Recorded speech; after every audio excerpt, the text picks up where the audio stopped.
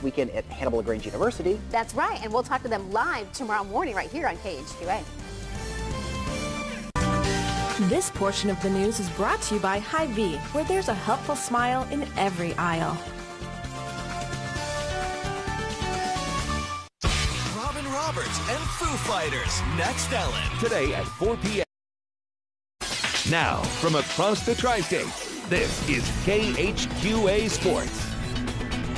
Well, his modest charge is to bring new life into a program that went winless last winter. But Brad Bergman isn't about quick fixes or miracle cures. He knows that making Quincy High girls basketball relevant again is a process that can't be cheated and that there are no shortcuts. That process began tonight, the season opener against Jacksonville. And Jacksonville came out, looked good in the first quarter. Some great ball movement right here. Back to Emma Fenner, wide open at the top of the key with a three.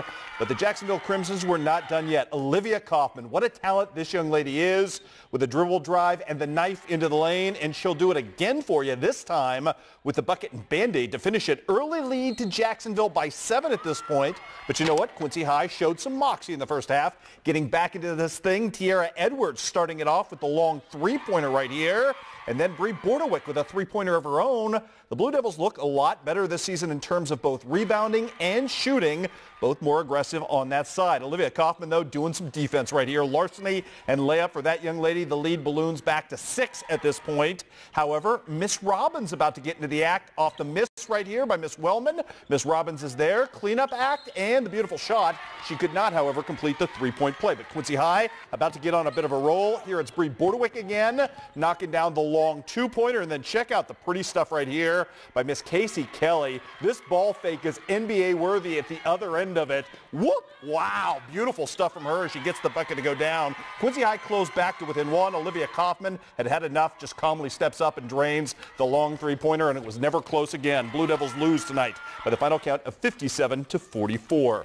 Elsewhere tonight, Illini West drops a tough one to Alleman up at Galesburg, 48-44, but a good showing against a good Alleman team for the Chargers in that ball game. Also, Pittsfield Pleasant Hill with a nice win over Route. Allie Hoover leading the way with 16 points in that ball game. How about Brad Begeman's young and talented Unity Lady Mustangs taking on West Hancock on the road at Warsaw tonight. Nice work on the glass tonight, making up for the fact that Unity didn't particularly shoot well from the free throw line. Piper Obert right there, and then off the miss. We'll get to that in a second.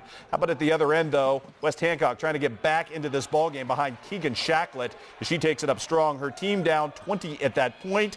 However, here comes Unity yet again. Caden Miller, the weak side rebound.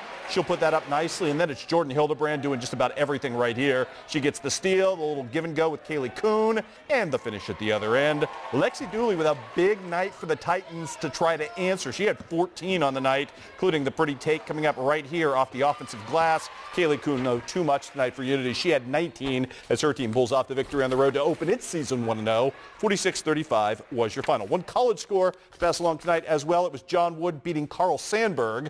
The school, not the poet, 68-56. Shea O'Brien with 23 points in that one. Let's talk some recruiting news on the soccer front. Mike Carpenter appears to be putting all his momentum with the QU Hawks to good use. This past week, QD All-Stater Cooper Reese announced via Twitter that he would be joining the Hawk fold next year and playing with his big brother Taylor. Cooper had 13 goals and 13 assists for the Raiders this season. He joins 2 other local commits in the fold, Jacksonville All-Stater Ty Rogers, who I believe had 37 or 38 goals this season, and Quincy High stopper back Ben Miro, both very good players. The rich just keep getting richer. And more signing news now, this time from the Diamond. 2012 KHQA Baseball Player of the Year and Route alum Nick Lonergan has parlayed 2 years at Lincoln Land into a Division II scholarship. KHQA has learned that Lonergan will continue his career at Indy, likely as a closer in the bullpen, but he may well has hit very well, as Ross, as you remember, during his high school career, but also at Lincoln Land. So very talented young man. We wish him well at the University of Indy. We will see him a couple of times when they play Quincy University.